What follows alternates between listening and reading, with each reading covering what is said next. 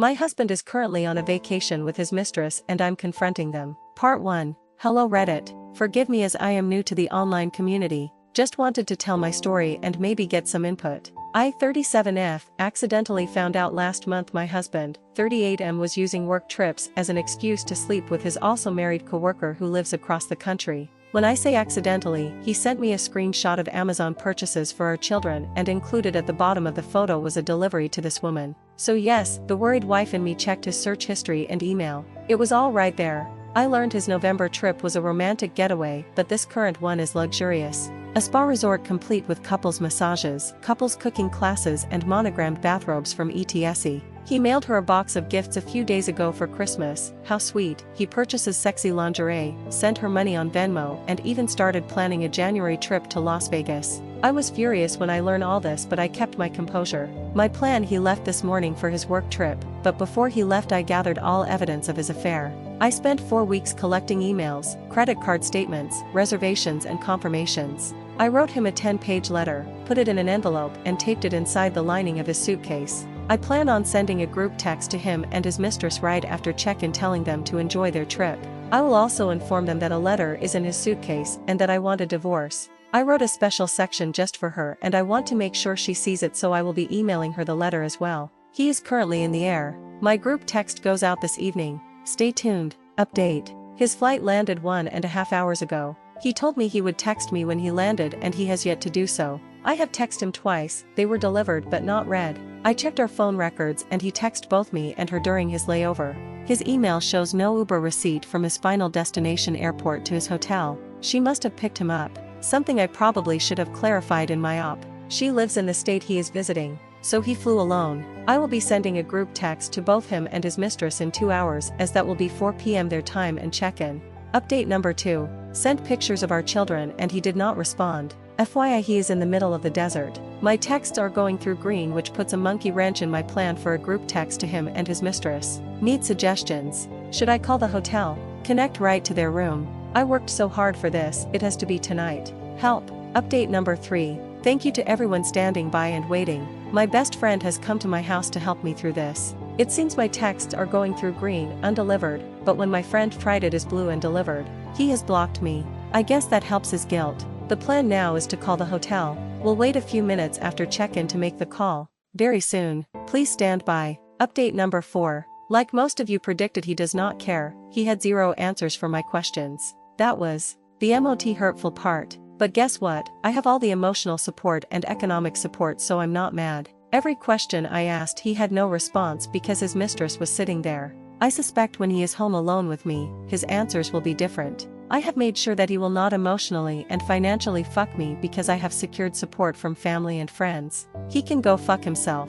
Update number 5. Called his hotel room, talked to his mistress and finally lost my shit. He ended up calling me a few minutes later and had 0 empathy. I'm shocked, but I'm not. He said a divorce was in order and fought me on nothing. I expected him to be sad, he was not, but that's okay. I started packing up his shit. I have some great friend who helped me put everything in the garage. Good riddance? I guess so. The morning after. I wake this morning broken. My house is in shambles as I went on a rampage yesterday, ripping photos off the wall, throwing his stuff in piles on the floor and breaking random objects in anger. Now that I've had a night's sleep, I feel that I am a bit clearer in my thinking as I analyze the conversation we had yesterday. He was different on the phone. That was not the man I know, but who was the man I've known? Because everything was a lie. The only thing he cared about on the phone was getting the kids. Which is perfectly okay, he should want to see his kids. But he refused to answer any question I had or admit to anything. I personally feel his lack of remorse was because he was sitting in front of his mistress. If I confronted him at home, this would not have been his reaction. When he comes home Monday night, I expect to see a different man. Also, in my conversation with the mistress, I learned she is recently separated. I called my mom. That was hard. While she and my dad have always been loving and supporting, it was hard to make that phone call. I felt like a failure. I know it wasn't my doing, but to admit that I made a poor choice in a spouse was difficult. Was this all because of a mistake I made 13 years ago? Honestly, it doesn't matter. I have 2 days to empty my house of his things. Who do I tell? Do I call his dad? Do I tell his mother? Best friend? Work buddies? I wish there was a manual on how to do this because I'm lost. Even with all my preparation, I'm still humiliated. Luckily he did not take his house keys when he left, so no need to change the locks. I'll be removing his keys and sending him on his way. I don't plan on seeing him when he gets home Monday night. Doors are locked, everything you own is in the garage. Have your people talk to my people and I'll see you never. Preparing for the return. My friends and family have been wonderful. I am so fortunate to have such great people in my life. Yesterday they came to help me move all of his clothing to the garage. His collectibles were all packed up and sitting here, waiting to be appraised. It took a very long time and I was exhausted afterwards, but it was necessary. I honestly don't think he expects me to have gone to such great lengths to remove him from my life. Because I was so emotional when I confronted him, there is a chance that he thinks I will want to reconcile. Fat chance, buddy. His flight lands a little before 10 p.m. tonight. When he Ubers back home the doors will be locked. He told me on the phone he was just getting his car and leaving. I will be holding him to that. Something I should have mentioned earlier, the house is in my name only. He had no credit when we first started looking, so everything is in my maiden name and purchased by me. Health insurance, car insurance, cell phones, utilities are all in my name. The only thing his name is on is his car. I think he realizes now that could all come back to bite him. I don't want a messy divorce. I'm willing to listen to his demands and try and meet in the middle on as many things as possible. He obviously doesn't care anymore, so I'm going to do my best to not care and treat this like a business deal. The dust has settled. It's been a few days since his return. For a man who so diligently planned a secret retreat with his mistress, he took no time to plan for his return home. He has been living in the basement since Monday. I allowed him to watch the children open gifts on Christmas, but he has since returned to the basement.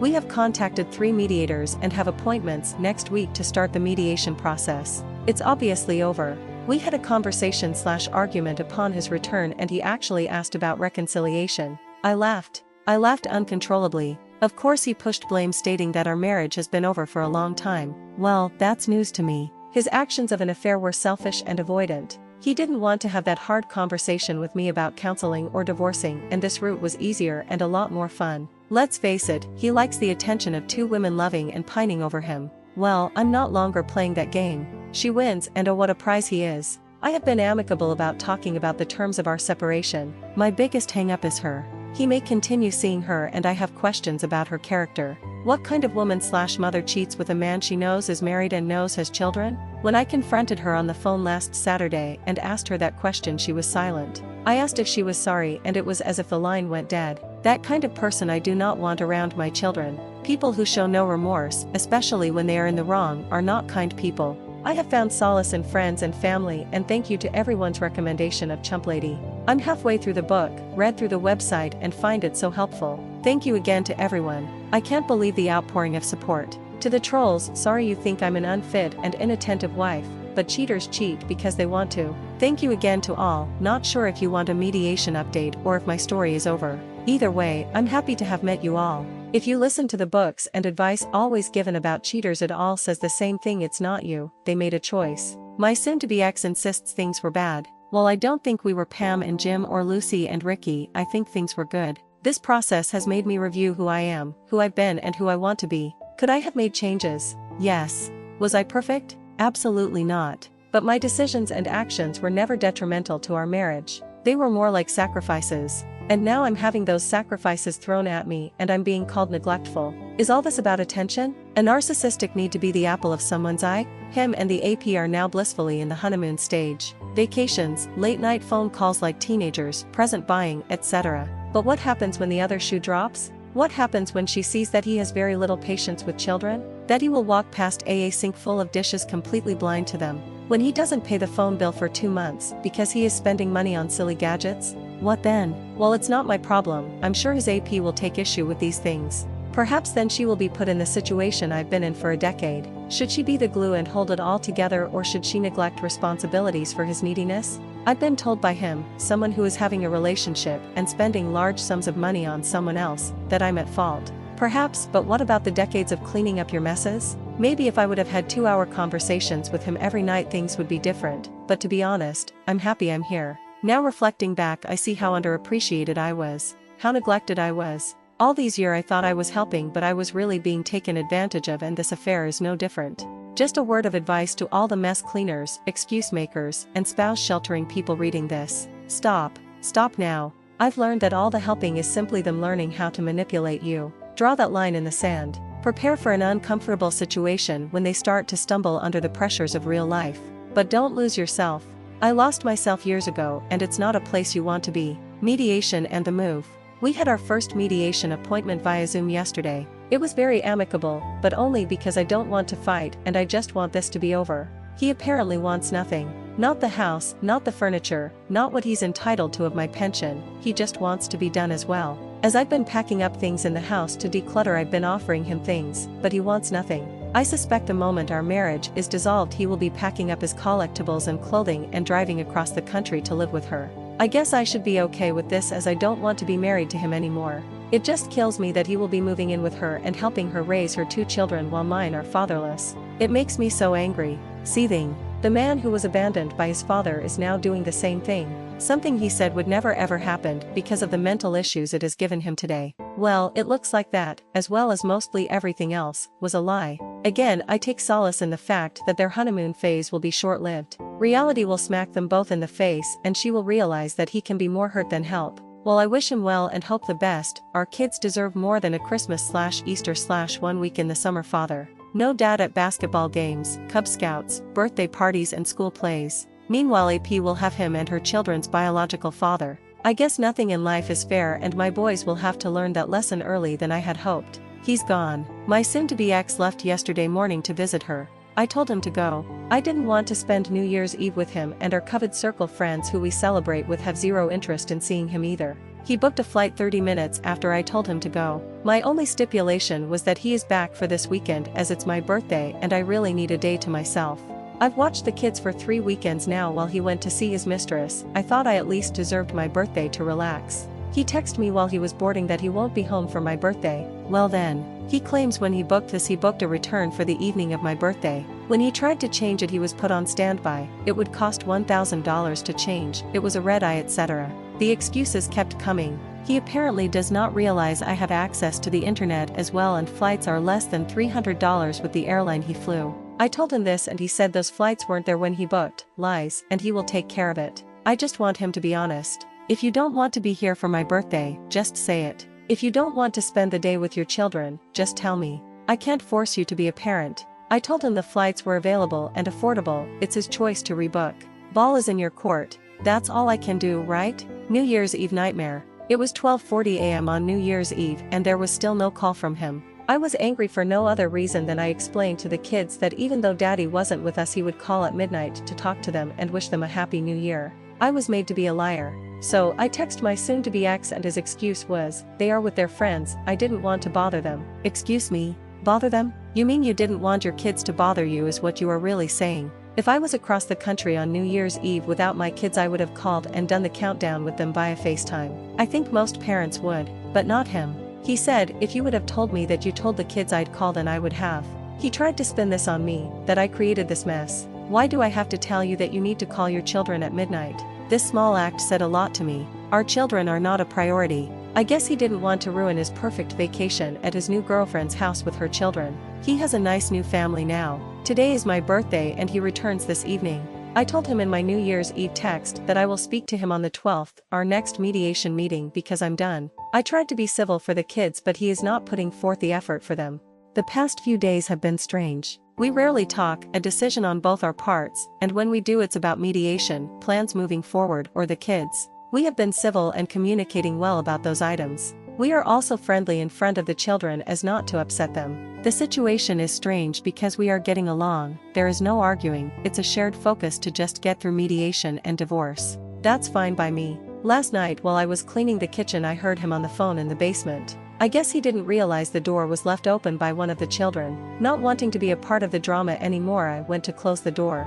At that point I heard him tell her how crazy I have been acting. Excuse me? We don't speak and when we do it's very civil. How is that crazy? Well, he proceeded to tell her about a conversation we had and he lied about everything. Well, the conversation part was true. He told her I exploded, I was in a rage, I was crying etc. None of that was true. He explained how he laughed in my face at my rage, also not true because there was no rage. I had told him a while back before the New Year's Eve debacle that I would start dating eventually and he proceeded to tell her that I was bragging about guys I'm meeting. So far from the truth. I slammed the basement door. I'm sure he knows I heard, so I ask why the need to lie and make me a villain. We aren't staying together, I have no reason to fight with you anymore, that's why we are paying a mediator. Why start lying to your new girlfriend that you love? How is that a good way to start a relationship? I don't know what is happening here. This is my concern. This woman and him are in love and want to start a life together. Okay, that's fine, God bless and congrats. But, this woman only knows me by the stories, which I'm assuming are all lies, he has told her about me. If he does move across the country to be with her, how can I trust a woman who hates me because of misinformation to treat my children properly? I don't care if she hates me personally, I'll still sleep fine at night, but now I'm worried about sending my kids in the summer to stay with them. I want to confront him about this, but I know I can't. Maybe it's not that I can't, but I don't know how. Also, he has told no one we are separated and definitely has not told people why. How come? You initiated this, you cheated, you are happy now, so why can't you tell people? He told his father that he was bringing the kids alone to visit him because he and I weren't seeing eye to eye at the moment. What? I would assume he's afraid to face the music or is just finding comfort in the little love bubble he has created. He chooses to not face reality. He has yet to look for an apartment for when the divorce is finalized but has booked another flight out to see her for Valentine's Day. He is refusing to face reality and it's so frustrating. Yesterday was our second mediation appointment. While it was amicable, there was some obvious tension. The tension was not on my end but more on his. Let me explain. During our first mediation we brought up the topic that he might move out of state. At yesterday's meeting I asked what we would do about custody if he moves to this particular state. When I mentioned the state by name the mediator was confused. This prompted her to ask him why the state that is so far away. His answer? Well, then silence. He couldn't put into words the fact that he was leaving to be with his girlfriend. I had to finally chime in realizing we are paying by the hour that he was moving to be with his girlfriend. I realized later that was the first time he had semi-confessed to having an affair and a girlfriend to anyone. If you love this person so much, why can't you just say it out loud? That whole situation confuses me. Anyway, when it comes to dollars and cents I will be fine. He will also be fine.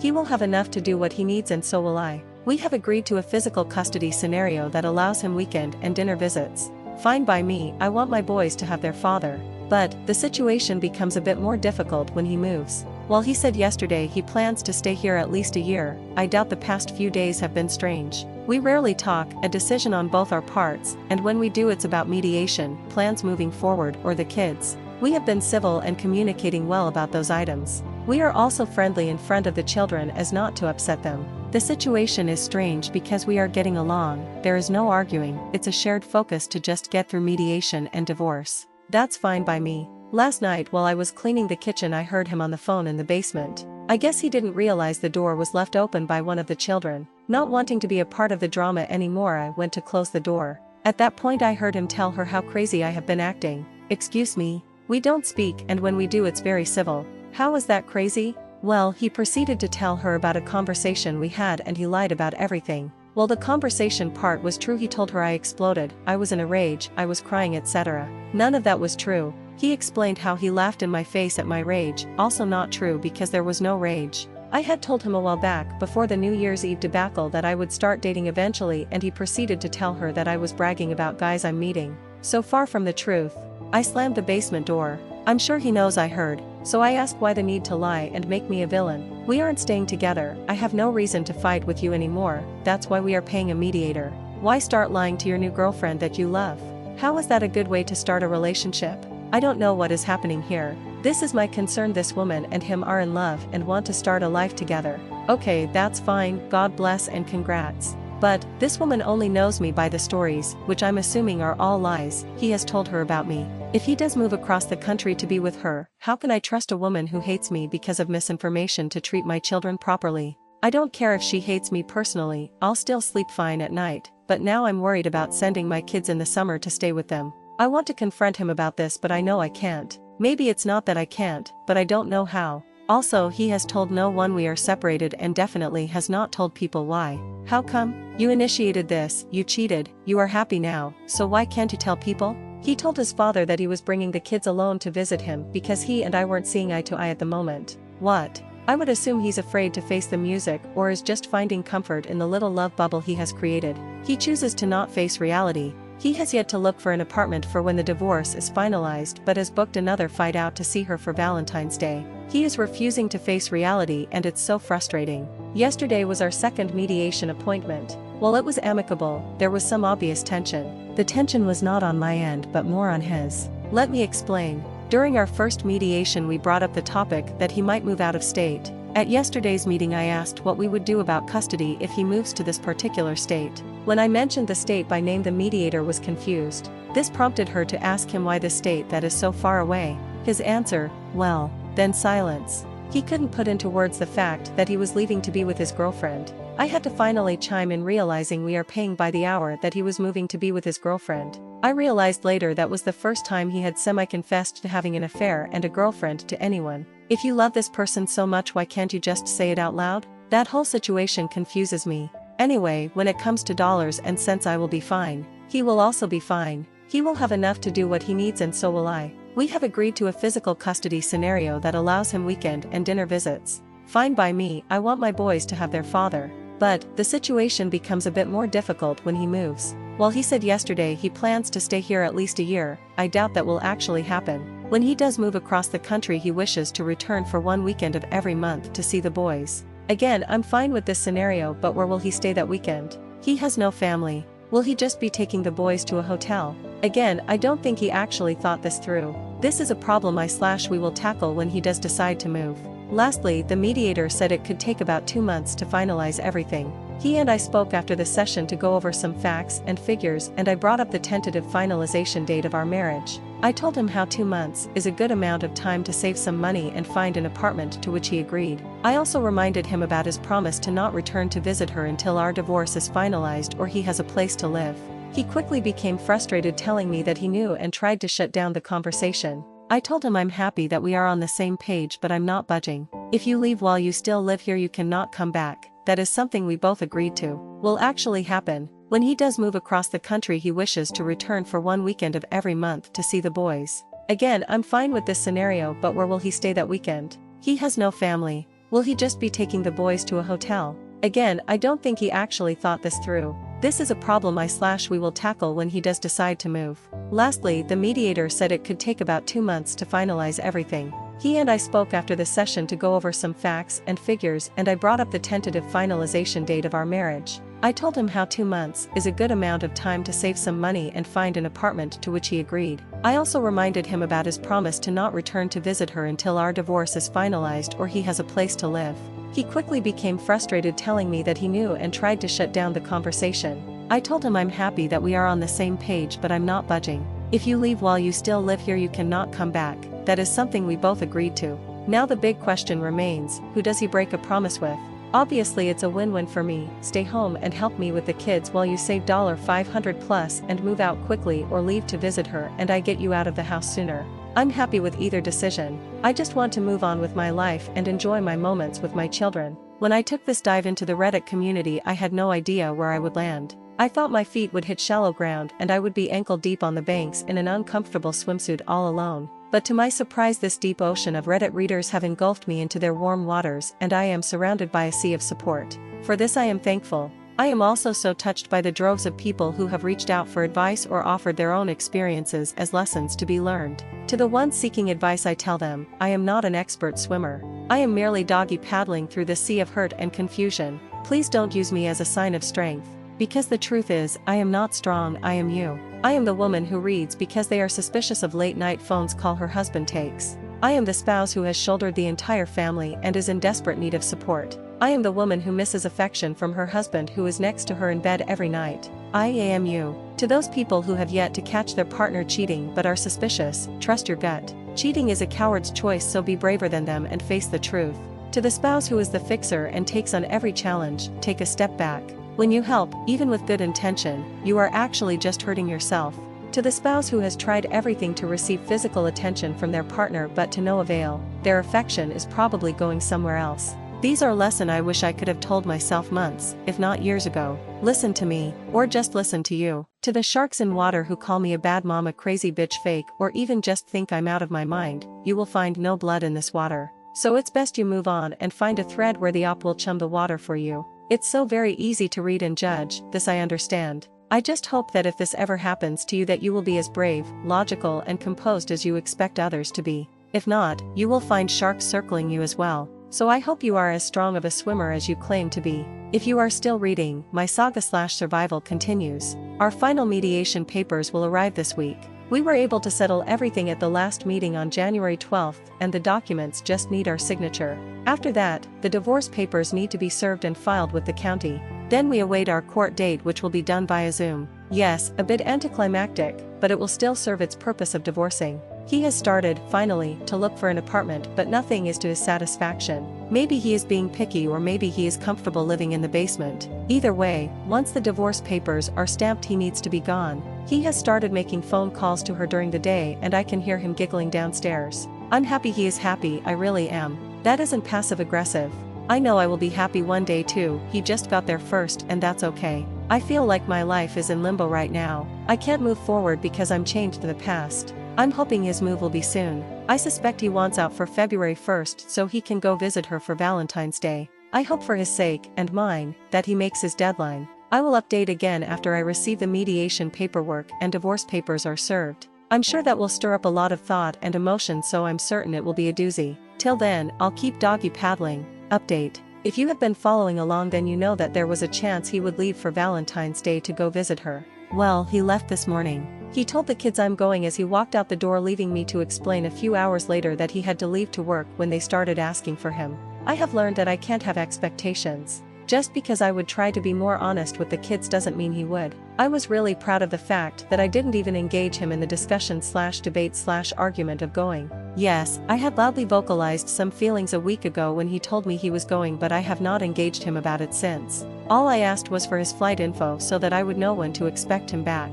He did not provide this information. Maybe he thinks I'm not entitled to it. Either way, he left and I was fine. Well, we had the conversation multiple times, in which he agreed that he would not visit her again till he had an apartment. He has reneged on that agreement. Shocker. He claims that he has every right to be here, which he does legally, and he can do as he pleases. He put a down payment on an apartment a few days ago, but says he doesn't know when he is moving. What? The bills he pays in the house are less than the child support he will have to pay, so I think his decision to stay longer might be a financial one. I've offered him any piece of furniture he wants in the house. I even offered to pay for 1/2 of the cost of bunk beds for the boys. I just need him to leave. I have no idea why he is dragging his feet. But I learned through a mutual friend and former work colleague of theirs that she recently had COVID. When I say recently, I mean the Board of Health from her state said she could stop quarantining 3 days ago. But what about her kids that are in the home? Were they living there during her quarantine? Are they positive? Perhaps they are asymptomatic. Will my soon-to-be ex be bringing me and our children home a coveted souvenir?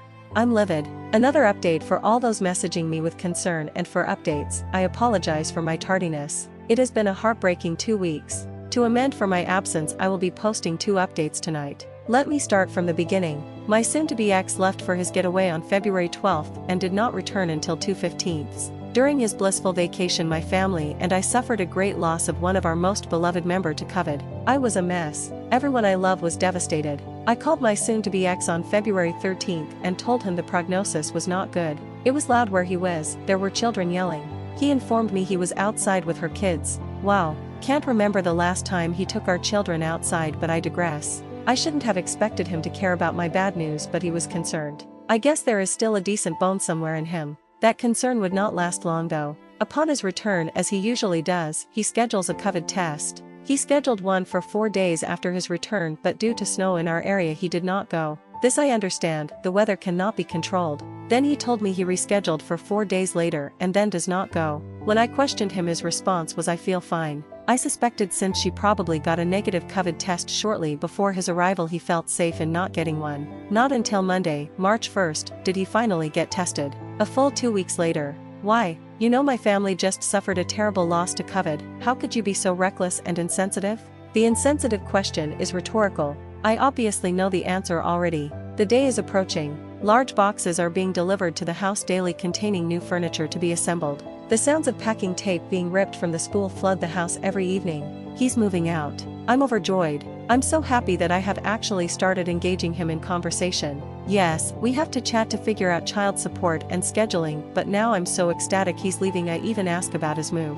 I feel like a kid at Christmas. While we were discussing his move, what he would be taking from the home, and the schedule for seeing the children, I asked if he planned to visit her. No, this wasn't me prying. We need to set an overnight and weekend schedule for the kids, and I was hoping to be accommodating to any trips he had planned. But then my curiosity got the best of me, but for a good reason, our children. I asked if she plans to come here to meet the kids. He replied in the affirmative and said she may come. Well, good for you both, but I would like to meet her before she meets the children. He went silent. I could tell he was rolling thoughts around in his head, or perhaps trying to figure a way out of this situation, but he came up empty. He honestly wanted to know why I needed to meet her. Excuse me, come again? You really think I would let my children spend time with someone I didn't know? I'm the mother that interviews babysitters. Why would you think I wouldn't want to meet her?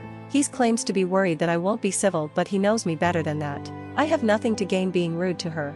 It's just ammo. I refuse to play that game. Plus, why would I care? I don't want him. That's your prize now, honey, congrats. But he recognizes that he can't stop me in this. I have every right to meet her as he would to meet someone I am dating. When it comes to the kids, we can't keep secrets. I think the real concern about us meeting is this: she will realize I'm not the horrible monster he made me out to be. His plans of assassinating my character to build himself up or to receive pity from her and the constant gaslighting will be revealed. She will see that I am not pining over him, quarreling with him, and that I'm genuinely a good person. Maybe she will see that he might be the real monster. My soon-to-be ex was quiet, more quiet than usual, almost sulking. I don't understand his motivations anymore and what he actually cares about, so I left it alone. Not my business to care and comfort anymore, right? That evening, after the children went to bed, he sat alone at the dining room table. It was as if he was waiting for me to address him. I did not. Sulk, that's your issue, not mine. After he received no attention from me, he made the big announcement.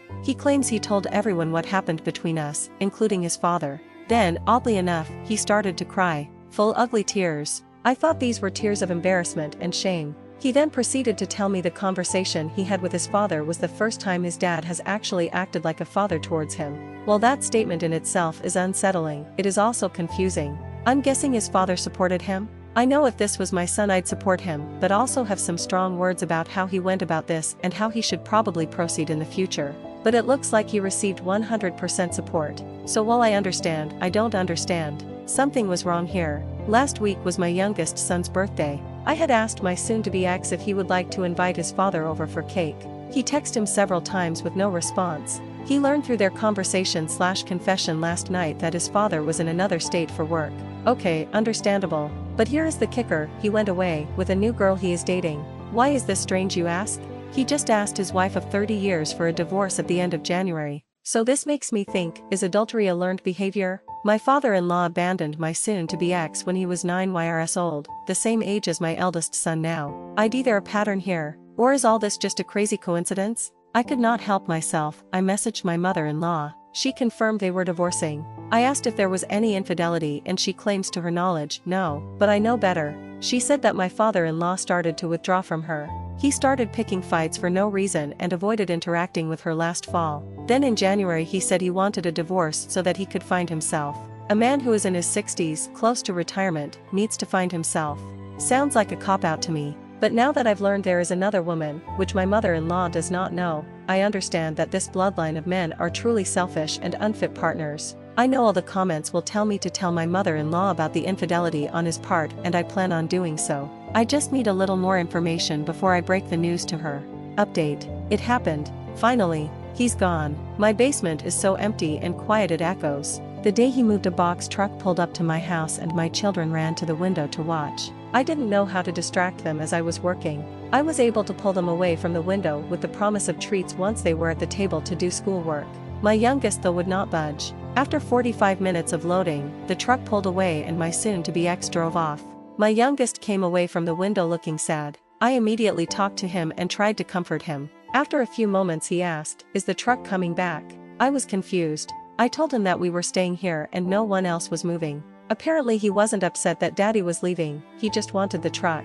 I'm not sure how I should feel about this. I made appointments with a child therapist for both my kids. While they seem fine now, I'm not sure what the future holds for their mental state. I'm afraid this will be repressed and issues will arise down the road. His friends have been reaching out to me. Now that they know what happened, I'm getting text and Facebook messages asking how I am. I know in reality they are just being nosy. They may care a little, but they just want me to spill the tea. Welp, I put the kettle on. I wasn't surprised to learn that my soon-to-be ex wasn't completely honest with them. He failed to mention traveling during a pandemic to visit her. I guess that would make him look reckless, selfish, idiotic. The wives of his friends are in shock. They considered my soon-to-be ex a friend that could be trusted, a man who had it all together. Basically, they trusted my soon-to-be ex would be a good influence on their husbands. Boy, were they wrong. Concerning my mother-in-law, I have not told her. This is because I don't have any real information. What I did tell her though was to do some investigating to see if he is having an affair. This would be to her benefit as her state has adultery laws. They are still legally married and living in the same house, so to my knowledge, the law applies. But she seems hesitant. I think she is just afraid to find out the truth, and then she has to look at him every day. This I understand. No person's spouse should have to experience that. I know it was gut-wrenching for me, and perhaps many of you reading can relate as well. I just don't want to be the one to tell her. Perhaps this is because I'm still upset I had to find out on my own and my soon-to-be ex was too much of a coward to come clean. Why should a cheating spouse get the thrill of cheating and be relieved of the burden of having to confess? Final fight with insight. Before the move, my soon-to-be ex and I had one last argument. But in this argument a big piece of information was leaked on his behalf. He demanded to know why we failed as partners. I'm not sure why he is asking me why we failed if he is the one that cheated. I gave him the same reasoning I gave him months ago when we talked about this. He said that answer was bullshit. How can my opinion or insight be bullshit? Let me explain. My soon-to-be ex and I were great, before kids and responsibilities. But when other people, our children, and responsibilities, work, bills, house upkeep, came into play, things changed. Honestly, he didn't like that our honeymoon phase was over. That's what he loves the most and why his shiny new relationship is so appealing. He didn't like that our money for nights out now went to plumbers, school clothes and the gas bill. Was this another case of being a narcissist and needing all the attention? Perhaps so. Could I have done better to make him a priority? Probably, but then something else of importance would have been neglected. Perhaps if he would have helped me carry the load and took more responsibility, there would be more time for us. I was the parent that went to every school function. I took the kids food shopping with me on a Saturday so he could have some relaxed time. I made all the meals, I did the doctor appointments, I called the repairman, I bought the clothing, I cut coupons, I tended to sick children, I gave baths, I made plans to visit his family, etc. Long story short, the list of responsibilities he had was minimal or close to non-existent. I just always thought we would, more like I would, sacrifice and work now only to relax and enjoy later. Maybe that was my mistake. But I showed my love for him daily and always did for him. I did more so he could do less and enjoy his free time and be happy and relaxed. Because when he was stressed, the whole house was tense. But that's a story for another day. What this conversation did shed light on was his reasoning for talking to her. The reason I suspected, attention. He confessed she gave him attention whenever he wanted it. Everything was about him. Sure, that's easy to do when your relationship is simply text messages and phone calls. But what happens when it's real and daily? I asked him what happens when he moves there and she starts putting her children first. Or her work becomes a priority. Or they struggle with bills. You know, real life and all. He had no answers. I asked what happens when this fantasy long-distance romance becomes a tough, daily reality. Again, I don't think he thought that far in advance. Can he stay on his best boyfriend behavior? Can everything stay magical when the world stops revolving around him/them? Looks like he will find out soon enough. I understand I will probably receive criticism for this post. People will say I neglected him so he had no other option but to leave. But let's not overlook the fact that he neglected everything in our life so the slack was mine. This story is not new. Some spouses have been doing this for ages. And what is their reward? The spouse they tried so desperately to give a better life to leaves/cheats. Is this manipulation? Is this me trying so hard to make everything easier for everyone else that I sabotage myself? All I wanted was an equal partner, but that's something that I never got. Mediation meltdown. So after weeks, no, correction, months, our mediation paperwork is completed. What a relief, or so I thought. Well, we had talked previously and agreed to everything. There was one section we never mentioned which our mediator added. It reads as follows: new partners, each part agrees that they will introduce a new partner to the children only if he/she is in a committed relationship for at least ____ months. Each parent will inform the other party prior to introducing a new partner to the children. Well, that wasn't something that was discussed. I think that's an important piece of the puzzle. My STBX does not think that statement needs to be included in our legal agreement. His statement was, that's a conversation between you and I that a court or judge has no business being in. Well, I see his point. My point was this: we are divorcing. Nothing can be left to a handshake promise. We could agree to something verbally, and because we both have legal custody we could renege on the agreement and deny access to new partners. Having this in black and white protects us both. He swore he wasn't signing it until that portion was removed. But if the mediator included it, then this must be common practice to do in a divorce. So this prompted me to ask, when does she plan to come here to visit? That must be the motivation, right? She must be planning a trip here soon, and he had plans to introduce her to the kids. He claims there are no plans for her to visit our area. Well, if that's the case, what's the harm with waiting 3 months? But let me be clear, to everyone reading, my motivation in this is the well-being of my children. Their father has just left. They need to become accustomed to this new ways of life with 2 homes and visiting hours before we complicate things more with a girlfriend or boyfriend. I've also made appointments for them next month. That was the soonest I could get, with a psychologist to help them process this divorce. Now is not the time to make this more complex. Every parent wants to nurture and protect their children. His AP waited 5 months to introduce him to her children. Why is it not okay for us to wait too then? Changes. I had to sit down this past week and really think.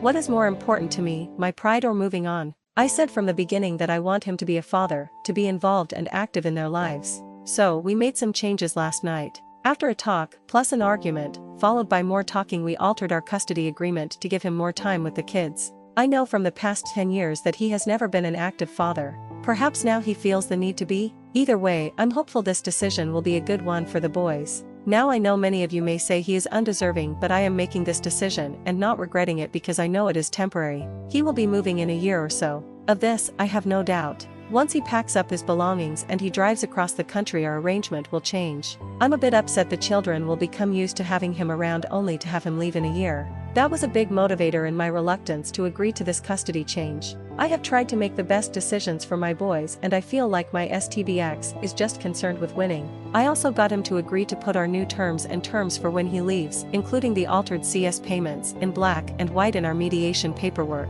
I think the delay by our mediator to supply the paperwork led to him overthinking and wanting to change the agreement. He agreed in January but now claims he never agreed to it. So I guess our mediator just created these terms which we discussed out of thin air. Okay, sure buddy. I also think his girlfriend chirped in his ear a bit about what he should do. I'm confident he told her what a wonderful and involved father he has been over the years, and I'm sure that prompted her to encourage him for more custody. Little does she know my STBX doesn't even have car seats in his car because he never takes them anywhere. He doesn't know their doctors' names. He doesn't know their quirks, and he has zero patience for them. But I'm sure he has claimed to be father of the year. Maybe the increase in custody will prompt him to move sooner? He took the boys for an overnight last week, and when he dropped them off he was grumpy. He claimed all he did was cater to them, didn't have time to eat, and barely got any work done all day. Oh, you mean like me every day since you left? He's not prepared, but it's okay, I'm done sheltering him. These are your kids, and now you can see what it takes to care for them and balance everyday life. Maybe now he will see why I never had the time or energy to cater to him. Boundaries. Last week was our final mediation meeting. My STBX claims that the mediation we had in January was not the final. I was happy that our mediator confirmed in the meeting that January's meeting was the final and his changes are an addition. Either way, it's done. Mediation completed. Now starts the actual divorce process. I told him that I'd like to start this ASAP, and his response was, I know you want to rush through this, but this takes time and can't be done when you want it to be done. So hold on, let me get this straight. You are the one who cheated for months and has a girlfriend, but me wanting to complete our divorce paperwork makes me the one that is rushing to end the marriage? No, sir. You have rushed to end it. Actually, you ended it. Now we are just completing the paperwork, but the marriage was dissolved in September when you started sending her flowers. Or perhaps in October when you started flying to her state during a pandemic to have sex. So pardon me if I'd like to cut the cord legally. You have already severed it emotionally. Even though we aren't legally divorced, he has been taking the kids 3 to 4 nights a week on a rotating schedule. Truth be told, I'm happy he is stepping up, but my children don't like it. When I tell them they are going to daddy's, they cry. Because my ex lives in an apartment building and my children have grown up in a single-family home, my oldest son calls his apartment a hotel, not a house. When they are there they miss me and I feel terrible. On one of their first evenings there, my youngest called me from his iPad 4 times. I wanted to give them space to be with their dad, but after the 5th phone call I answered. My STBX was on the computer working, he showed me on the video call, and my youngest was left in his room to play. He was bored and seeking attention. I told him to play with daddy when he was done with his call and I would see them soon. After we hung up I got an angry text from my ex telling me we need to practice boundaries when we have the children and respect each other's time with them. The children were now asking him when they come home. He said to me, this is their home as well and they should know that. A few things about this one: if you were paying attention to the kids they would not call me. I understand you are working, but I work from home as well, and they are never calling you while I am here. I have to tell the kids to call you, and even then they don't want to. 2. Boundaries. You have been coming to the house every night on my days to say goodnight to them. So you can come to my home and see them for 45 minutes every night, but I can't answer my son's 5th phone call to me. Here's some boundaries: you can't come here anymore. He is very regretful he brought up this argument, because it hurts him more than me. I have no problems playing fair, but you have to play as well. 3. If you want your kids to feel like your house is their home as well, then you need to tell them, not me. Okay, I get it, but they don't. So you need to have that conversation with them, not me. I've just resolved myself to the fact that I will always be the bad guy. I've always been flexible. Well, physically not so much with age, but flexible in situations has never been a problem. My STBX fought me on a 50-50 custody agreement, one in which I agreed to. Our original agreement was for a 65-35 split, which gave him every other weekend plus a few dinner time visits in between. For someone who has never been an active father, this should have been enough. Apparently now he thinks he's super dad and wishes to take the lead. This would have been helpful years ago, but better late than never. He contacts me the other day telling me he will be picking up the kids for 2 overnights this week. Mind you, he is supposed to have the kids 2 days on one week, and then 5 days the next week.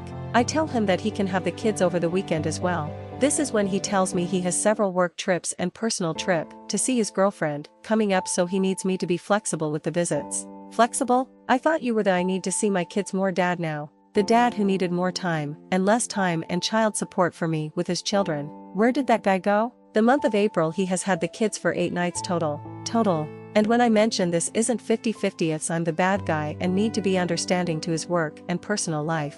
Excuse me, I have work and a personal life too. Well, not really a personal life, but I hope too soon. Why do I have to be flexible to you and you aren't to me? I told him I offered him the 65-35 split that would allow him more free time for work/pleasure, and he didn't want it. He said I was steamrolling him into taking that agreement, and he wasn't happy with the time he'd have with the kids. Touched that he wanted more time with the kids. I agreed to this, and now that it's in black and white, I have to have the kids more and receive less child support because you can't keep up with the deal you wanted. I think in all honesty it wasn't about seeing his kids, it was about not giving me what I asked for. He says I rely too much on our agreement and that it's just a guideline, we don't need to live and die by it. But I think we do. It's a legal document about our children and our assets. So if we don't live and die by it, will you stop paying child support? Or maybe decide that you want things that are mine? It's just a piece of paper, right? For a man who lead a double life, had an affair, has a girlfriend, and wanted out of this house, he sure doesn't seem to want to face the reality of what a divorce actually is.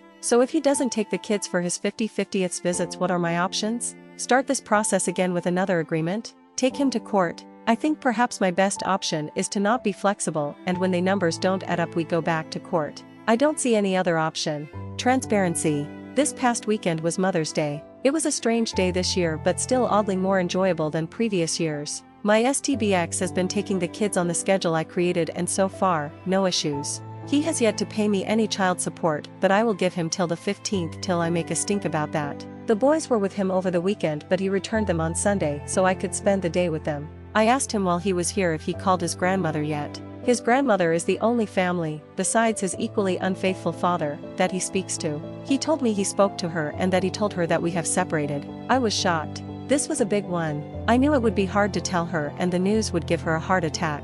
He said she was upset and shared some of their conversation with me. He told me he did not tell her why we split, only that we had. Well, not the whole truth. I was happy to see that he took this tough step.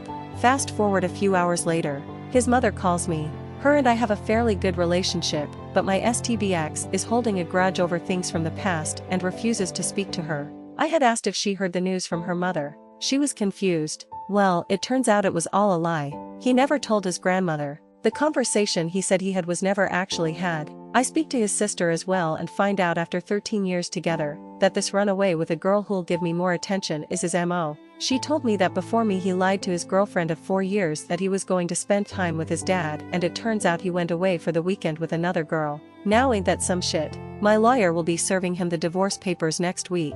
When I told him for the second time that I was hiring a lawyer to do that papers and did not want us to do them ourselves, he got angry. He accused me of wanting to try something shady. No, sir, you have been shady enough for the both of us. When I reminded him that I've already brought this up to him and that I have been getting quotes from lawyers, he accused me of not being transparent. You're kidding, right? He will always be the victim, never wrong and always right. The breakdown: my STBX had the children this past Friday, Saturday, and then again Monday, Wednesday. I went to pick them up today after work, and that's when it happened. The breakdown: my STBX started to cry. He lost it. Apparently, for the past 3 days all our children did was ask to go home. They cried and constantly asked how long. He tried to tell them that this was their home as well, but they wouldn't hear of it. Now part of me feels badly. It must be terrible to have your children reject you. But on the flip side, he's never been the parent he is now. He takes them places, plays with them, reads to them, bathes them, etc. I don't think he understands that you can't just flip a switch with these kids and they will gravitate towards you.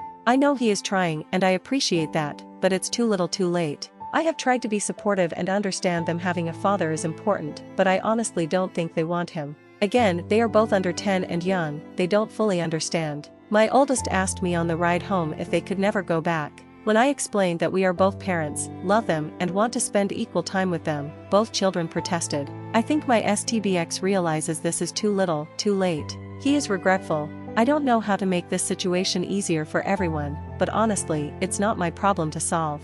I asked him to take a 35/65 split, but he rejected it, saying it wasn't enough time with the children. My suggestion of that split wasn't about me wanting more, it was about what I thought our children could handle. He just wanted to win and get me to convert to a 50/50 split. Welp, you won. Here it is. How's that working out for you? Maybe if you would have thought about what was best for them and not defeating me, maybe this would have ended differently. A summer situation. After his breakdown, I didn't contact him for a while. I knew he needed time to cool off, and if I talked to him for any reason I was afraid he would get angry with me or even worse, confide in me. I wanted neither. So when I finally did need to speak to him, he told me we need to figure out what we are going to do this summer. What are we doing? We are doing nothing. I was confused. He told me it's going to be impossible for him to handle the kids during the summer while he is working. He said he was barely holding on by a thread as it is now. This isn't a problem we faced in the past, as I'm a teacher and off all summer, so I handle the kids 100% during summer months. I don't think he took the summer into consideration when he demanded 50/50 physical custody,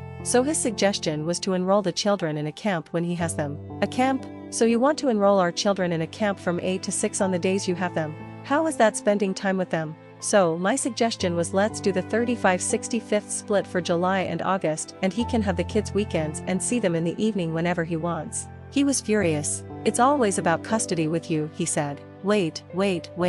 This isn't about custody. You just said you can't handle them. I'm offering to give up the first real summer vacation I've ever had to keep them to help you, and I'm the bad guy here. Make this make sense. He claims the kids need to socialize. In the past 9 years he has never cared if the children socialized, but now it's a big deal?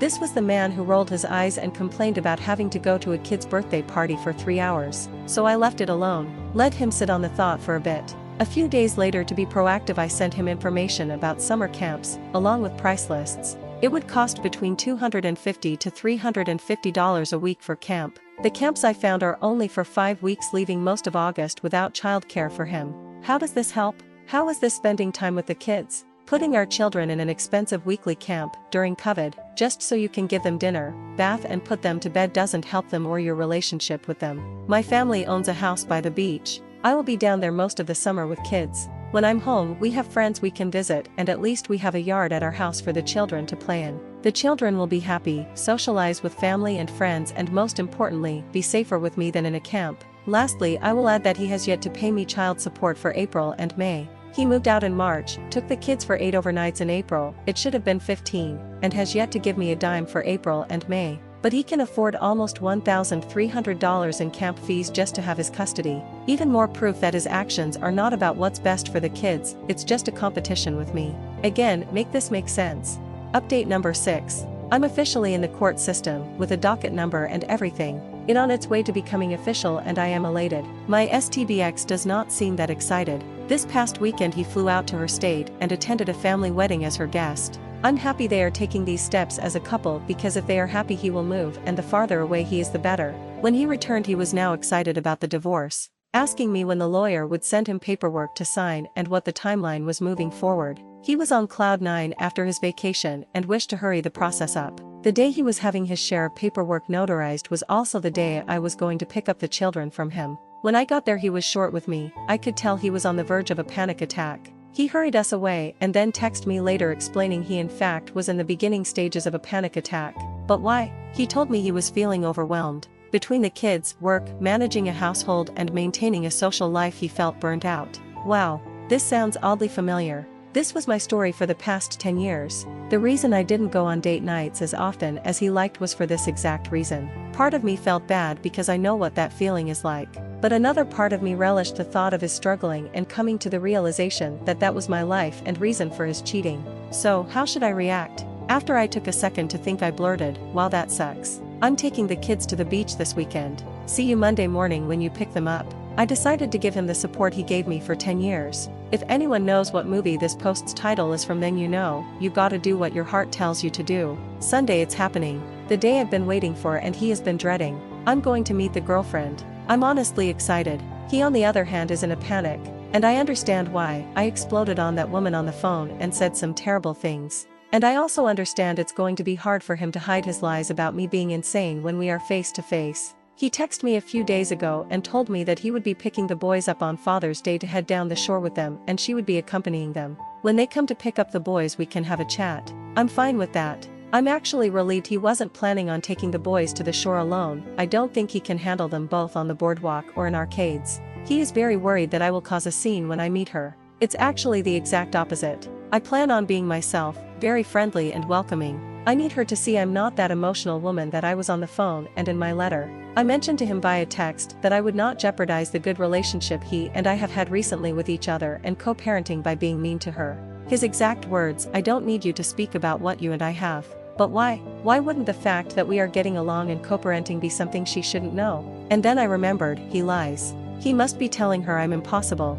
that I'm a terrible human being, that I'm difficult and unreasonable. How can he make this lie hold water if I'm polite and friendly to her and him? The boys have each made something for him, and I got a small gift from the boys to give him. We will present him with those things in front of her. I feel like if I saw someone who was supposed to be cruel and insane do that to their enemy, I'd have questions as well. Also, I plan on packing snacks for the boys and him for the trip. This is something I'd for whether she was there or not. Are those the acts of a crazy and hateful person? I think not. Lastly, and some of you may not agree with this, I'm going to apologize for how I spoke to her. I know she was wrong for what she did, and if she ever wants to apologize, I'd listen. But I'm not proud of how I spoke to her on the phone. That was the worst side of me. I think she understands my actions, but my apology is not to get on her good side. I want to be the bigger person. I don't plan on ever being friends with this woman, but she will be left alone with my children at some point, so I'm doing this for them. Also, my selfish motive, if she is happy and feels comfortable with my STBX, she will want him to move out of state with her.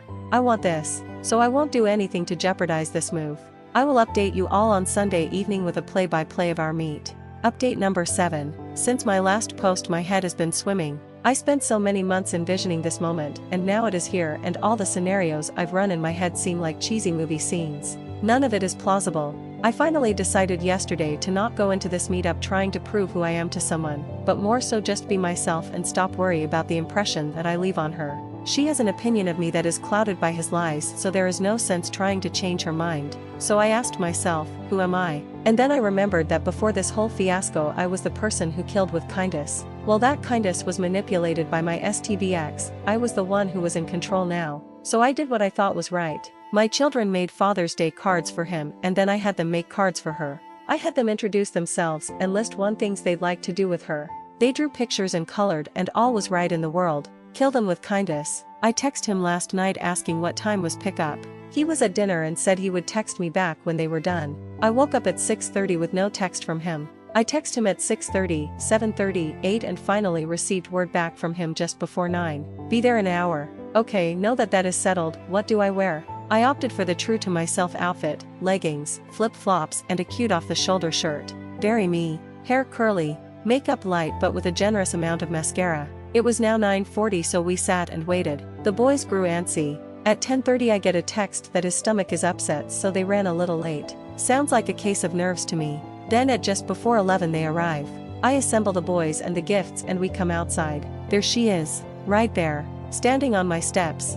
For a hot second I raged inside. I wanted to say something smart like, "You left me for this." I looked over at him and the look of panic and tension on his face told me that by doing that I'd be the monster he has fictitiously talked about.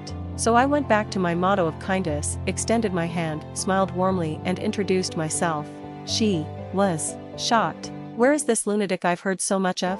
Why isn't she trying to claw out my eyes? I can only imagine what was running through her head. The boys presented their gifts to Dad and then gave her the cards. Shock took her over again. Cards that aren't death threats? How? Why? At this point her mood went from fear to pure embarrassment. I must say it was more delicious to watch that shift than it was to potentially pull her hair out. We hustled the boys into the car, and as my STBX walked to the other side of the car to get them and I turned to her. Shock and fear had returned to her face. She had difficulty making eye contact with me. I could hear my STBX heart beating from 10 feet away. I looked at her and said, "I just want to apologize for how I first spoke to you. I was an emotional wreck, but I said some terrible things and that was very unlike me. I know my actions were justified, but reflected back on that day I'm unhappy with how I acted towards you. Hello Shock, have you met our dear friend Guilt?" A wave of guilt took over her as she bumbled through her own half-assed apology. She couldn't say the word affair, instead she said what happened. Own it girl, just own it. But she did end her nonsensical word vomit wishing to have a conversation with me about what transpired. I used the word transpired. Most of her words were less than 2 syllables. My STBX, who had started to look relieved, now tensed at the idea of her and I having a chat. I have already promised myself I won't speak badly of him to her. Maybe I'll just give her a link to this thread instead. Haha, now I look forward to her spending 48 hours with him and our kids. Now she can see the short temper and lack of patience he has. It is going to be very hard for him to keep up his Father of the Year act. I'm sure my children will give me a play-by-play of how their visit went. I will update you all on Wednesday when the children have returned. Thank you all again for supporting me on this journey. Today was a big day, but I'm proud of my growth. Part of that growth is from the support I've received from you all. So many thanks. Update number 8. On Sunday evening I sat home alone, glass of white wine in hand, and replayed the morning over in my head. As I sipped, I let the interaction play out in my mind and tried to analyze the scenario. My interpretation was that she was stunned, he was floored, my kids were indifferent, and I was victorious. I was pleased with my behavior and felt that there wasn't much more that could be done. She would leave Monday evening and it would be some time till her and I spoke again. Then, almost as if prompted by the gods themselves, my phone pinged. Random number with a strange area code. My heart dropped. I knew it was her. I stared at my phone without opening it for a good minute. I knew that opening that text was opening a door I wasn't sure I wanted opened. Perhaps she would just be apologizing. Or maybe thanking me for earlier. Were the kids okay? Or perhaps she would have questions or concerns about him and want an ally. I knew after opening that text, no matter what it said, things would never be the same. Update number 9. Simple, right? Straight to the point. A message of thanks. For a split second I regretted my decision to be kind to her. I took away some of her worry and fear, and yet none of my emotions have changed. But then I remembered I'm not in the wrong here. I don't need anyone to tell me it's okay because I was not to blame. We spoke a bit more and by the end of the conversation I felt sorry for her. She has no idea what she is getting into with him. She thinks he is her knight in shining armor, but little does she know she will have to polish and maintain that armor for him. She was just like me many years ago, blinded by shiny armor that was really just tinfoil. Lies and playing pretend was all he really gave me, and I fear this will be her outcome too. The other side of that coin is that she deserves this. You had an affair. She read in my letter that this wasn't the first time I suspected he was unfaithful, yet she thinks it will be different with her. Come on, sis. You're smarter than this, you gotta do better girl. After I picked up the boys they gave me rave reviews about her and their father. It seems they were rightfully spoiled while she was there and daddy didn't yell or lose patience once. Amazing, huh? My youngest asked me if this was his new sister. I had to explain the concept of separation, divorce and parents dating. Apparently even with his girlfriend in the room my STBX avoided an actual conversation with our kids. Sigh. Some things never change. So while they won knockoff Marvel prizes at the arcade with her and their dad, it seems she has won the biggest knockoff prize of them all. For those of you that love the dirt and gossip about my STBX, I'm sorry. This is not a post about him. This is a post about me. A little while back I sat in my home in silence. The children were gone and I was in a partial meditation/trance thinking about what I want my future to look like. I'm 38, I have 2 children, a job, friends, gray hair peeking from my temples, a tight family, future schooling for my 3rd degree, a mortgage, cellulite and a kind, but damaged, heart. Where do I go from here? And more importantly, who would want to go with me? Dating was easy in my 20s. My skin was tight, I could be spontaneous, everything I owned fit perfectly and going on an 11 p.m. date for drinks was totally doable. I am not that girl anymore. So, how does a woman like me meet a man that will like me? I'm lost. Are there bars, nightclubs, pottery painting? I've seen speed dating on TV, does that really exist or is that reserved only for sitcoms? Reluctantly I googled how to date in your 30s. Some of you have probably beaten me to the punchline, but the answer was right in front of me. Online dating. I cringed. Having no real reason not to, I created an online dating profile. I filled in all the blanks, set my preferences, uploaded a few pictures where the outfit fits right and the lighting is superb, and I publish the page. I walk away from my phone full of nervous energy and grab a snack. Chocolate will help. After I eat out of pure anxiety, I return to my phone. I have a message from the app. I'm afraid. I ignore it out of fear and, strangely, guilt. Fear that he may be a serial killer, and guilt because while my STBX has moved on, I feel guilty that I am still legally married and on a dating site. I do the only logical thing next. I go to bed. I lay in bed and try to remember what a first date is like. The awkward hello, is it a handshake, hug, kiss on the cheek, full open mouth sloppy kiss, the cumbersome chit-chat, this weather is crazy, read any good books lately, wow how about the Mets, and of course the uncomfortable goodbye. Ugh, I don't know how to do this, or even if I can. Do you talk about your ex? Or do you avoid it like the plague? Do you be no nonsense and get right to the good and bad of yourself to not waste time? Because honestly, who has time to casually date at this age? I tell myself to go to sleep. Eventually I listen. I awake to sunlight, the hum of the AC and a pinging phone. I have a text from my mother and 14 messages, all from the dating site. This must be a mistake. I must have put the wrong age or been too lenient with my preferences. I scroll through message after message and see that these men all share the same thing. They are interested in learning more about me. I sift through profiles like they are resumes for a job and land on 3 potential candidates. All around my age and location, all divorced, all wishing to converse with me. My nerves have no transition to excitement, but peppered with a bit of anxiety. This is it, I'm doing it, officially jumping into the deep dark dating pool. After a few days of chatting with all 3, I solidified my suitor. Soon I will be engaging in my first, second date. Wish me luck and will update soon.